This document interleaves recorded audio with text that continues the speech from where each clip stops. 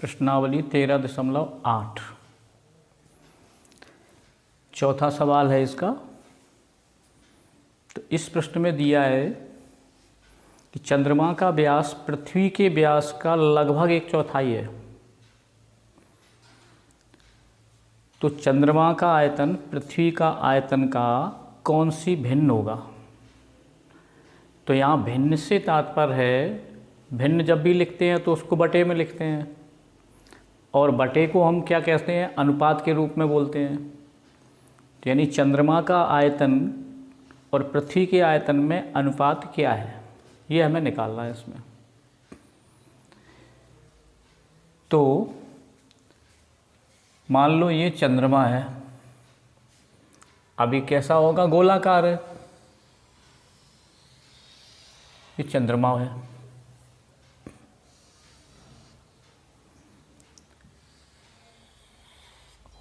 और पृथ्वी है, ये मान ले पृथ्वी बनी है।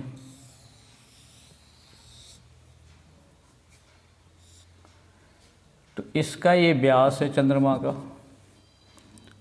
और ये पृथ्वी का व्यास है।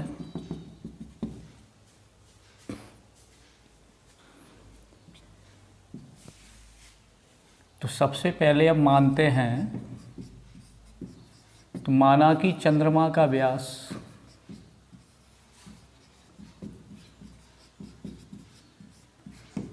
इसे D1 मानते हैं। तो इसकी त्रिज्या कितनी होगी, D1 की आधी, यानी D1/2। यह त्रिज्या को हम खाली बोल सकते हैं, R1 कह सकते हैं इसको। तथा पृथ्वी का व्यास इसको D2 मानते, पृथ्वी का व्यास बराबर D2, और इसकी त्रिज्या D2/2, या लिखेंगे R2।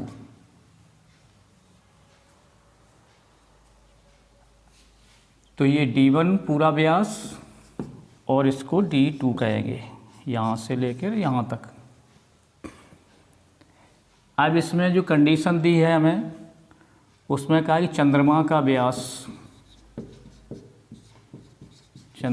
व्यास यानी D1 पृथ्वी के व्यास का 1/4 है। तो पृथ्वी का व्यास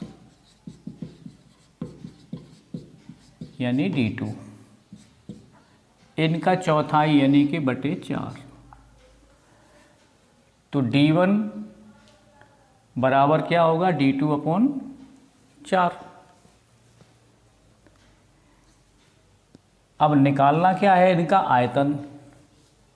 तो आयतन का अनुपात निकालना है। तो चंद्रमा का आयतन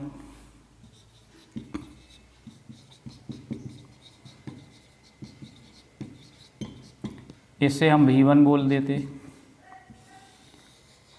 और बटे पृथ्वी का आयतन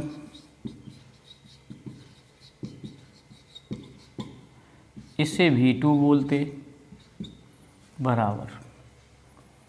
तो चंद्रमा का आयतन यानी कि गोले का आयतन, तो यहाँ 4/3 पाई R1। तो R1 पर घात 3 होंगे। तो त्रिज्या कितनी होगी, त्रिज्या R1। तो R1 यानी व्यास की त्रिज्या को यानी दुगना करेंगे तो व्यास होगा। तो यहाँ कितना होगा, 2R1/3।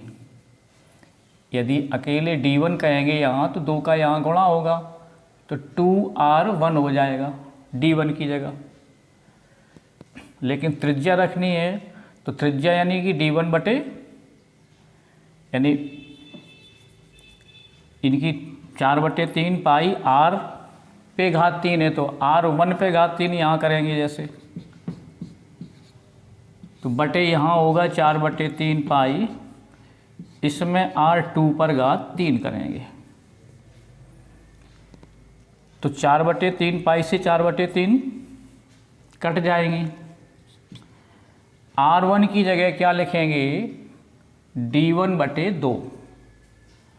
R1 की जगह लिखेंगे D1 बटे 2 घात 3, और R2 की जगह लिखेंगे D2 बटे 2 घात 3 बराबर। इनको हल करेंगे तो ये हो जाएंगे D1 पर घात 3 और बटे 2 का 3 बार गुणा करेंगे 8 होंगे बटे, और ये D2 पर घात 3 और बटे कितने होंगे 8। तो ये बनेंगे 8 से ये 8 कट जाएंगे। अब D1, तो यहाँ देखो ये संबंध निकला D1 का, लिख सकते हैं यहाँ D1 बराबर क्या होगा D2/4। तो D1 की जगह हम क्या लिख सकते हैं D2, घात 3 है तो घात 3 हो जाएंगे।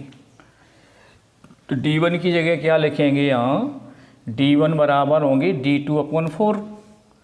तो D2 यानी D1 की जगह D2/4,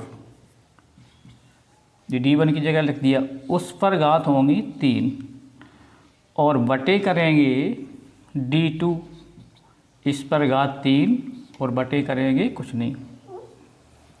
इनको हल करेंगे तो D2 पर घात 3 होंगे, तो ये होंगे यहाँ D2 पर घात 3 और बटे में होंगे यहाँ 4 को 3 बार गुणा करेंगे, 4 4 16 और चौको 64, और ये होंगे D2, ये बटे में है तो ये बटे में रख देंगे इनको, D2 पर घात 3। अब ये D2 पर घात 3 से 3 कटेंगे, 1 बचेंगे ऊपर, तो ये हो जाएंगे 1/64। ये होगी अभीष्ट भिन्न, यही होगा आंसर।